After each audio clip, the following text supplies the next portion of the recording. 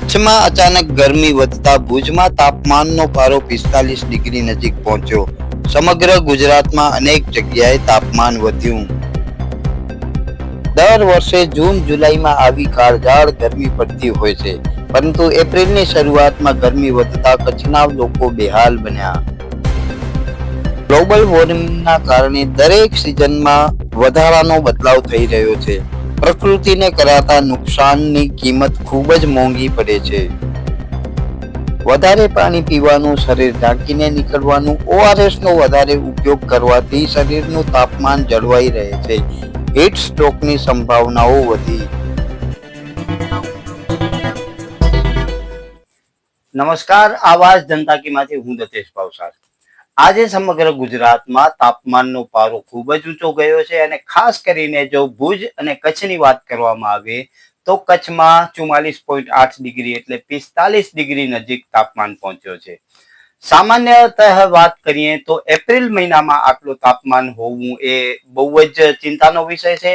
સામાન્ય રીતે આવો તાપમાન વરસાદથી પહેલા એટલે જૂન અને જુલાઈ મહિનામાં નોંધાતો હોય છે અને એ પણ માત્ર અમુક દિવસોમાં જ નોંધાતો હોય છે.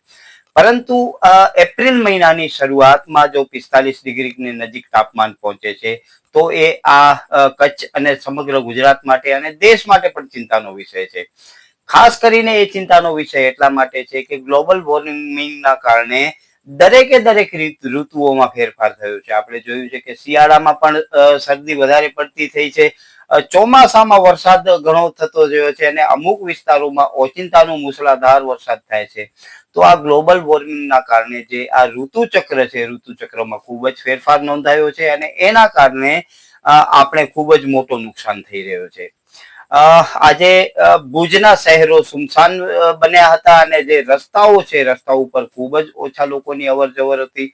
લોકો જે બહાર નીકળ્યા હતા એ પણ પોતાના શરીરને ઢાંકીને નીકળતા હતા. એટલે આ જે કાળજો કંપાવનારી ગરમી છે એ ગરમીથી કચ્છ અને ભુજના લોકો ખૂબ જ ત્રાહિમામ પોકારી ગયા હતા.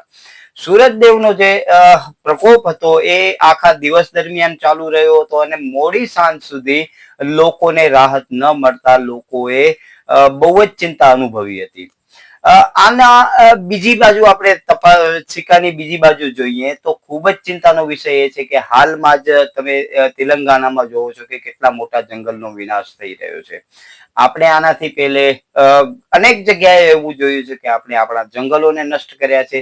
એ જંગલો જે આપણા માટે ફેફસાનું કામ કરે છે, આપણે ઓક્સિજન આપે છે, જે હ્યુમિનિટી છે એ જાળવી રાખે છે, જે જમીન છે એને પકડી રાખે છે, પરંતુ એ જંગલોને આપણે નષ્ટ કર્યા છે. પરિણામ સ્વરૂપે જ્યારે વધારે વરસાદ પડે છે ત્યારે પૂર આવે છે, ઓચિંતાનું આવી રીતે ગરમી વધી જાય છે અને એના કારણે પણ આપણે ખૂબ જ મોટું નુકસાન થઈ રહ્યું છે.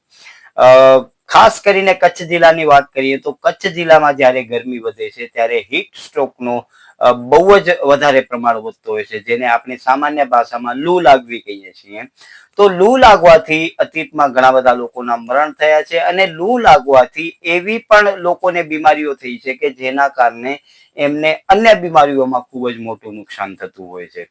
આ જે પરિસ્થિતિ છે એને આપણે ટાળી શકીએ, પરંતુ આપણે એની ચિંતા કરી નથી અને આપણે આપણી સુખાકારી માટે જંગલોને બરબાદ કર્યા છે, પાણીના સ્ત્રોતોને બરબાદ કર્યા છે. પરિણામ સ્વરૂપે જે ટેમ્પરેચર જૂન મહિના અને જુલાઈ મહિનામાં હોવું જોઈએ એ ટેમ્પરેચર હાલમાં એપ્રિલ મહિનાની શરૂઆતમાં ગુજરાતમાં નોંધાઈ રહ્યું છે. એ ખૂબ જ મોટી ચિંતાનો વિષય છે. હજી ઉનાળાની શરૂઆત થઈ છે અને જો 45 ડિગ્રીએ તાપમાન પહોંચતો હોય તો તમે વિચારો જ્યારે એકદમ પ્રચંડ ઉનાળો હશે ત્યારે ગુજરાત અને કચ્છના લોકોની શું હાલત થશે. એ હાલત મહદ અંશે આપણે જ આપણી આવી હાલત કરી છે, કેમ કે કચ્છની ભુજની આજુબાજુ ઘણા બધા જે તળાવો હતા એ તળાવોને આપણે નષ્ટ કર્યા છે. પાણી ભરાવાની જે જગ્યાઓ હતી એ નાલાઓ, નદીઓ એને પણ આપણે નષ્ટ કર્યા છે અને તેનું પરિણામ હાલ આપણે ભોગવી રહ્યા છીએ.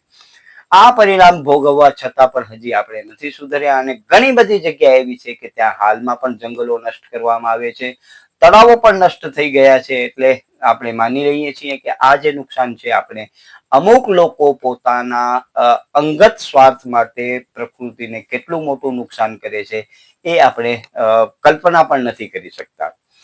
આ બાબતે આજે ઘણા બધા ડોક્ટરોથી જયારે વાત થઈ ત્યારે એમનો પણ અભિપ્રાય આપણે માગ્યો ત્યારે એમનું કહેવાનું એવું હતું કે જો શક્ય હોય તો બપોરનો સમય કે જે 12 થી 4 વાગ્યાનો સમય છે આપણે અવોઇડ કરવો જોઈએ. બહાર નીકળવામાં આવશ્યક કામ હોય તો જ આપણે બહાર નીકળવું જોઈએ. શરીર આખું આપણે ઢાંકીને રાખવું જોઈએ. ખાસ કરીને જે આપણા કપડાઓ છે લાઇટ રંગના, શક્ય હોય તો સફેદ રંગના જ કપડા પહેરવાના. ડાર્ક કલર, કાળો કલર પહેરવાનું અવોઇડ કરવું જોઈએ. સમયાંતરે પાણી પીવાનું રાખવાનું છે. તરલ પદાર્થો વધારે લેવાના છે અને ખાસ કરીને જે લીંબુ પાણી છે અથવા ઓઆરએસ છે, ખાસ ઓઆરએસ વધારે પ્રમાણમાં લેવું અને એ ઓઆરએસ પણ જે WHO માન્ય હોય એવા જ ઓઆરએસ લેવાના હોય. બાકી સામાન્ય ઓઆરએસ કદાચ આપણે એટલો લાભ ન પહોંચાડી શકે. આપણે એના સિવાય બીજા પણ એવા ઉપાયો કરી શકીએ આપણા માટે, પરંતુ આપણી આજુબાજુ જે અબોલા જીવ છે, ગાયો છે, કૂતરાઓ છે, પક્ષીઓ છે, એના માટે પણ પાણીની વ્યવસ્થા કરીએ.